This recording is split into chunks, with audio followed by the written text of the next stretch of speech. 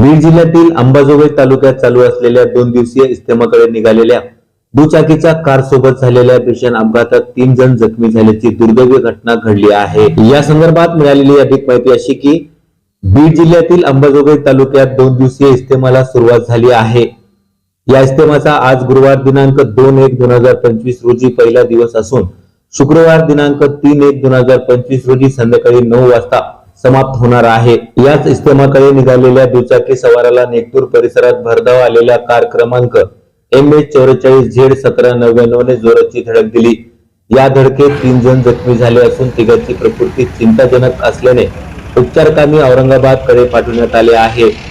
दरम्यान हा अपघात आज संध्याकाळी 6च्या सुमारास झाला असून याच मार्गाने इस्तेमाकडे जात असलेले शेख निजाम यांनी जखमींना 108 रुग्णवाहिकेतून बीड जिल्हा रुग्णालयात पाठवले असता त्यांच्यावर प्राथमिक उपचार करण्यात आले।